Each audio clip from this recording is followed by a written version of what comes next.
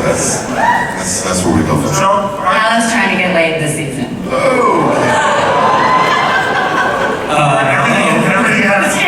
Everything happens in episode 4. We have mics for questions. I don't see the mics. Where? Yes, there's a question over there with ears. I can't see. Where is it? Oh, all right, there we go. Go ahead. Is there a microphone? Yeah. Oh, correct. And there's a mic over here, so I'm going to go back. Thank you. I'll go back and forth. Start over there. Hello, David from Brooklyn. Hello. Get on the mothership, David. First of all, thanks so much for such a great show. 2 fantastic seasons. Happy to see you back for a 3rd. I guess it's kind of a 2-part question. Is Hulu going to be releasing all the episodes at once, or are they going to do it week by week? Week by week. Week by week. So this is my real question then. As a big fan of the show, I absolutely love live tweeting with the cast and the writers and the creators every week. Is there any ways you guys can be one of the first Hulu show, as far as I know, to set up a time with the fans to live tweet every week or something for an episode? We already do that. No, for Hulu. No, for Hulu. Yeah, because everything is streaming, so... I have no idea. I'm just going to say that. We will do We'll that. ask somebody. We'll definitely. We'll ask somebody. That's what we're going to do. Yeah, thank you so much for having me. Thank you. Hi, my name's Dana. As a sort of producers, I just wonder, to what extent is the whole the Mocklin arc rooted in the Janai episode of Next Gen? And is there, That was not written about the gender of the species? It's not written that way. Really? I mean, obviously they're connected in the sense that they're dealing with similar issues, but it did not start from let's deal with next gen. Well, starting with the single sex species, which we thought was something very relevant to today and discussions that are going on. because I mean, They got there first. yeah.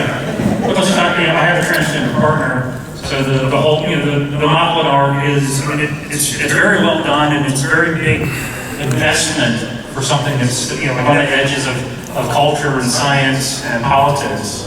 And I just want to say thank you for making that investment in it. I told you it was gonna work. You were like, gosh, I didn't need to stop. I told you, you owe me some of that. We're writing this. Over there. Hi, Paul from New York.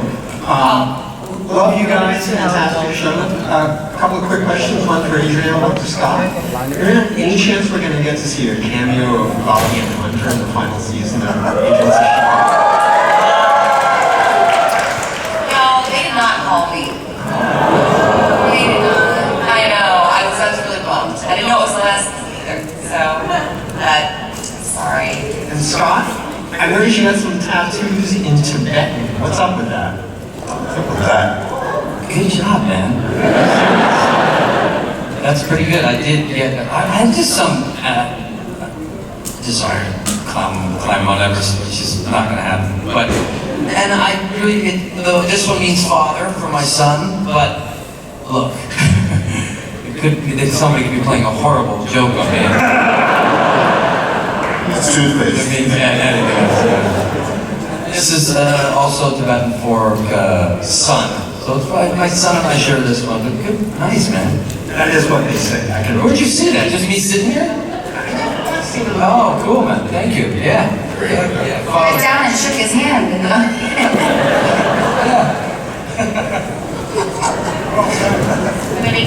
Hi, my name is Oh, yeah, we're over here.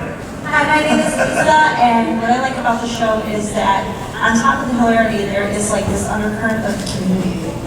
And that's really inspiring for a lot of us. So what inspires you? As far as community is concerned? As far as you in your personal lives and being actors and directors Well, as an actor, we actually have an obligation to bring to life the stories that our writers are writing, and hopefully with this particular show, we're dealing with issues that so many people have been quiet about, and we become their voices, and hopefully we become a physical, a visual for people to see, and so that people don't have to necessarily make judgment, but they can at least understand. They can see themselves, or they can see the differences, but they can also see how we can work together. So that's our obligation. I agree with Penny, I've been doing a few cons around the States recently, and it's been great because we get to meet you guys and meet the people who watch the show. And you don't realize how the show can touch people's lives in ways that you haven't even thought of. So that's been very inspiring to hear. Well, it's a very cool thing. You guys make the world a better place. Thank you so much. So much. Hi, my name is Michael Scott. I love you on American Dad, and Thank you very much. any chance we get to hear you sing is amazing. So, I think a question that we're all wondering, will there be a musical episode?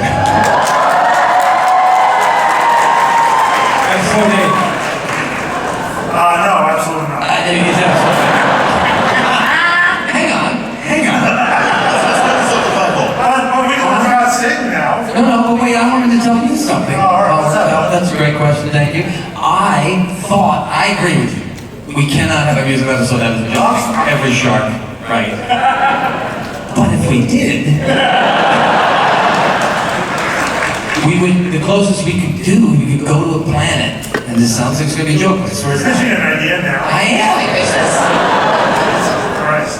It's like they speak, whatever language it is, they sing in a musical way. No, you heard me tell Seth that on the set. No way! I missed the musical. No freaking way.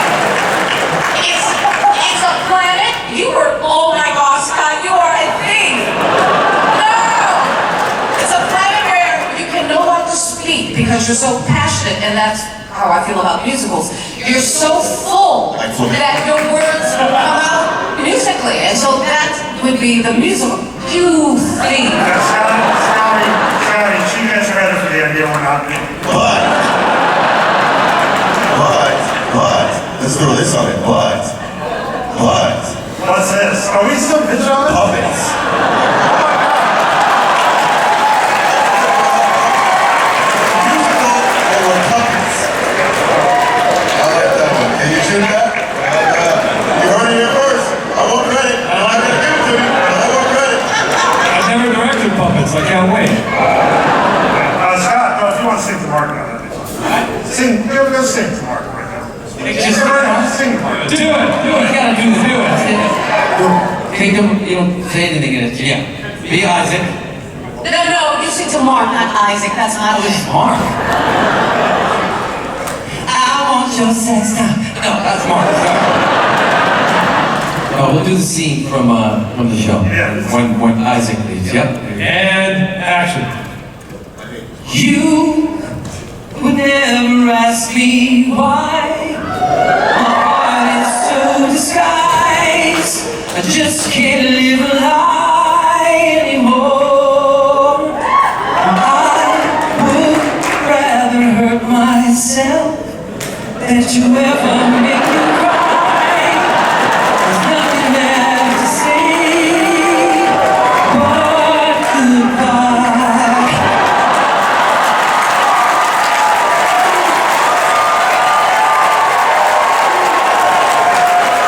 Now who do you believe about the musical episode?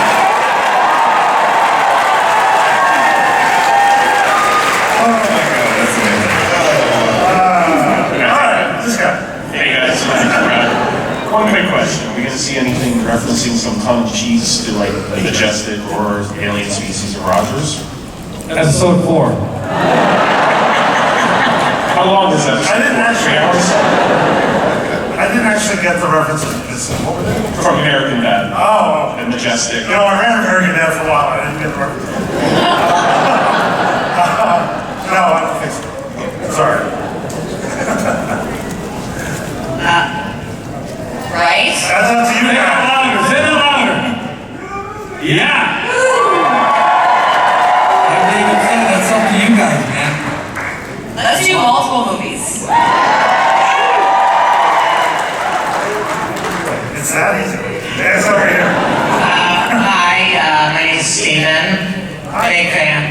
First off, Adrian Scott, congratulations on the wedding. Thank you. So, I have two questions, both for the producers.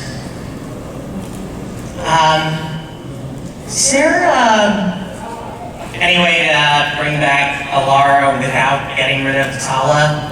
I hope so. I love both characters.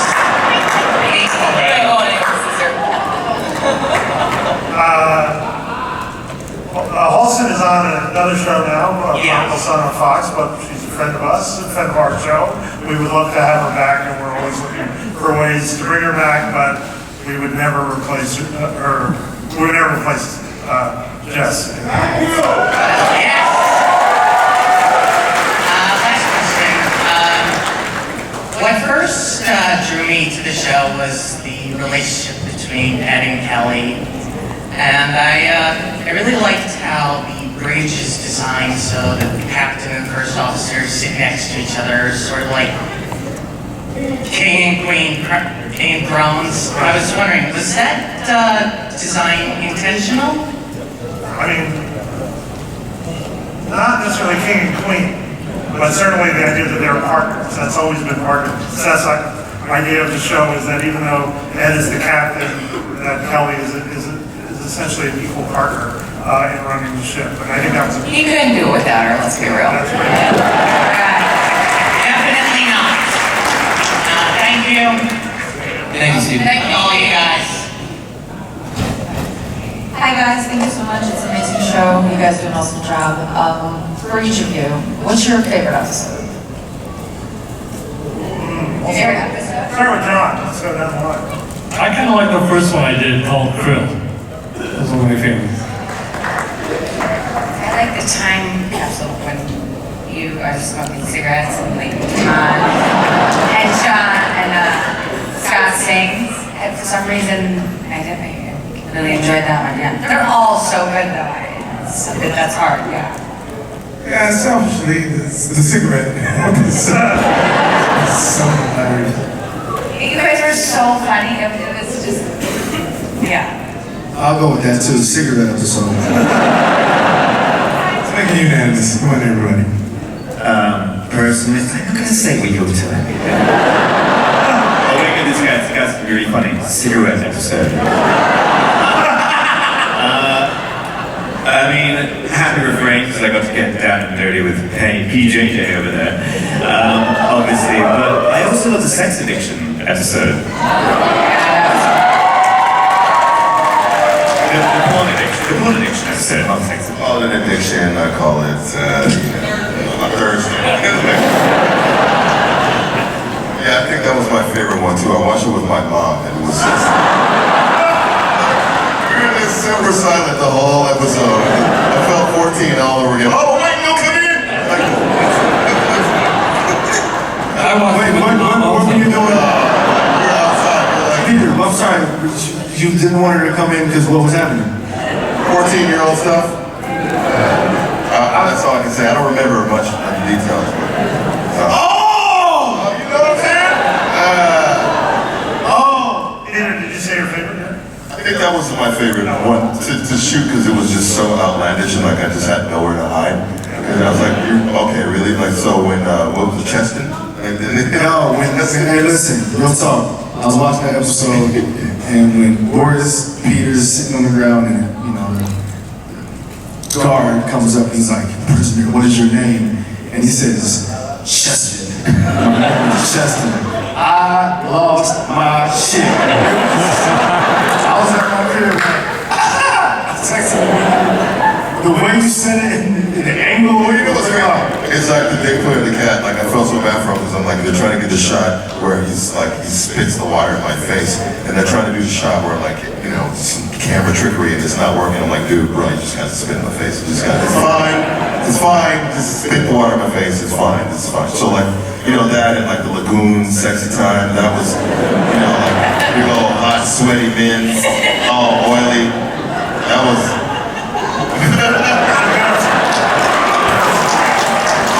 Next. Good stuff. Got it.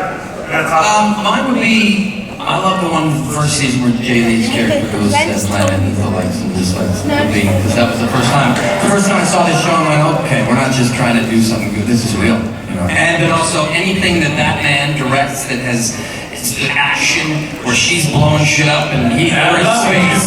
This guy is the greatest guy to work with, man. He's the greatest guy to work, greatest action guy. He's a terrific director, John Cassar. Don't say that when you shoot. Don't say that.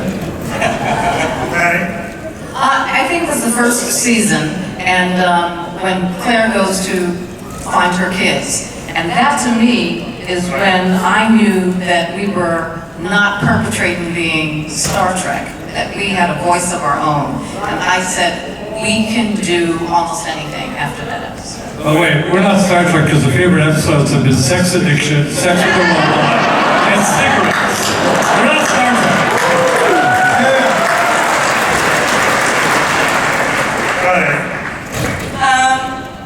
I would also say the Krill episode, this man entered our lives, which was amazing. But I loved the vaudeville, I loved seeing you and Seth, and the humor was just epic. And it was just kind of a standalone in a weird way.